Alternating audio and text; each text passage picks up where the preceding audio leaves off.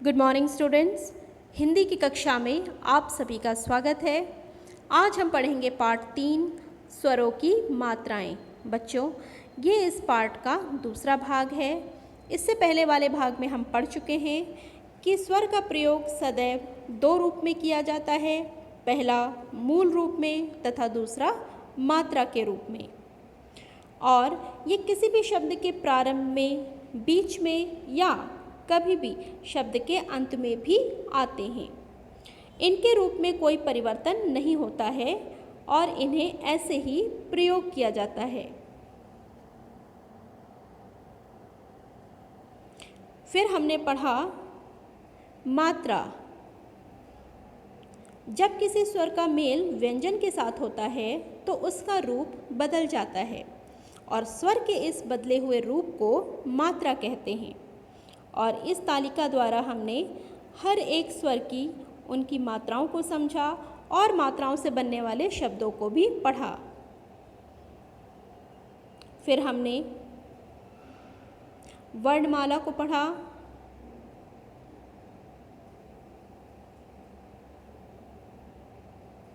और अब आज हम पढ़ने जा रहे हैं, शुरुआत अब हम करेंगे विशेष से। जो भी हमने पिछली बार पढ़ा उसको एक बार हम रिवाइज करते हुए पढ़ेंगे कि अ स्वर की अपनी कोई मात्रा नहीं होती है, यह व्यंजन में पहले से ही जुड़ा होता है। जैसे क का उच्चारण करते समय अ का उच्चारण स्वतः ही होता है। जैसे म कहने पर अ स्वर स्वतः ही सुनाई पड़ता है। मात्राओं, व्यंजनों में मात्राएं लगाने पर ही शब्द बनते हैं। आज हम पढ़ेंगे 10 खड़ी। 10 खड़ी यानी कि छोटा आ, बड़ा आ, छोटी ई, बड़ी ई, छोटा ऊ, बड़ा ऊ, ए, ऐ, ओ तथा औ। का, का, की, कु, के, कै, को, कौ। ख, खा, खी, खू, खे, खै, खो, खौ। ग, गा, गी, गु, गे, गै, गो, गौ। घ, घा, घी, घू, घे, घै, घो, घौ। च, चा, ची, चू, चे, चै, चो, चौ। इसी प्रकार सभी व्यंजनों पर मात्राएं लगाकर लिखने तथा पढ़ने का अभ्यास करना है। तो इस तरह से जब हम इन खड़ियों में, इन अक्षरों में हम मात्राओं को लगाकर पढ़ते हैं तो ये हमें समझने में आसान हो जाता है और बच्चे इन्हें बहुत अच्छी तरह से याद कर पाते हैं। र व्यंजन के साथ उ तथा ऊ की मात्रा र के ऊपर या नीचे न लगाकर उसके पेट में लगती है। जैसे र प्लस छोटा ऊ। जैसे आप देख सकते हैं, र पे छोटे ऊ की मात्रा न तो ऊपर की ओर लगा है और ना ही वो नीचे की ओर लगा है, वो र के मध्य में यानी कि उसके पेट में लगा है। और शब्द हम पढ़ेंगे जैसे रुधिर और रुचि। दूसरा एग्जाम्पल, र प्लस बड़े ऊ की मात्रा रू। इसके शब्द हैं रूप और रूमाल। तो ये चीज़ ध्यान रखेंगे कि र के ऊपर या नीचे बड़ा ऊ हो चाहे छोटा ऊ हो, इसकी मात्राएं कभी भी न तो र के ऊपर लगती है न र के नीचे लगती है, वो हमेशा इसके बीच में यानी इसके पेट पे लगती है। अब हम पढ़ेंगे द्वित्व व्यंजन। बच्चों, आप संयुक्त व्यंजन छ, त्र, श्र के बारे में तो पढ़ चुके हैं, लेकिन हिंदी भाषा में कुछ वर्ण ऐसे होते हैं जो समान वर्ण के 2 बार मिलने से बनते हैं। इन्हें द्वित्व व्यंजन कहते हैं। जैसे क और क के मेल से बनता है शब्द जैसे पक्का और मक्का। न और न। न जिसके नीचे हलंत लगा है वो आधा न है और दूसरा न पूरा न है, यानी कि स्वर के साथ न प्लस अ। तो यहाँ पर इससे बनने वाला शब्द है अन्न और पन्ना। अगला शब्द है बच्चा। तो बच्चा शब्द लिखने पे हम कैसे लिखेंगे? पहले हम लिखेंगे आधा च।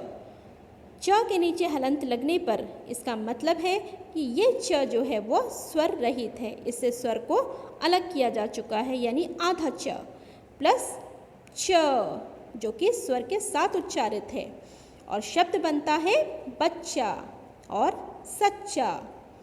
फिर शब्द है अब्बा और डिब्बा। तो इसमें हमने पहले आधा ब लिया है, आधा ब के नीचे हलंत, यानी कि ब जो है वो स्वर रहित है, इससे अ के स्वर को विभाजित किया जा चुका है। और दूसरा है ब जो कि ब यानी कि अ के साथ, इससे बनने वाला शब्द है अब्बा और डिब्बा। यहाँ कुछ अन्य द्वित्व व्यंजन भी दिए हुए हैं, इसे हम पढ़ के और अच्छे से समझ सकते हैं, जैसे मग्गा, गद्दा, बल्ला, सज्जन, अम्मा, पक्का, मिट्टी, उत्तर, रस्सा, अड्डा, कच्चा, गड्ढा, पत्ता, मट्ठा तथा मिट्टी। आइए पढ़ते हैं संयुक्ताक्षर व्यंजन। हिंदी भाषा में कुछ वर्ण दो या दो से अधिक भिन्न व्यंजनों से मिलकर बनते हैं, उन्हें संयुक्ताक्षर कहते हैं। जैसे यहाँ पर दोनों ही वर्ण अलग अलग हैं, जैसे क प्लस त। क के नीचे हलंत यानी कि आधा क प्लस त, शब्द बनते हैं मुक्त और युक्त। दूसरा है आधा प प्लस य, शब्द बनता है प्यास और प्यार। फिर है शब्द, अगला वर्ण है आधा क प्लस य, शब्द बनता है क्यारी और क्या।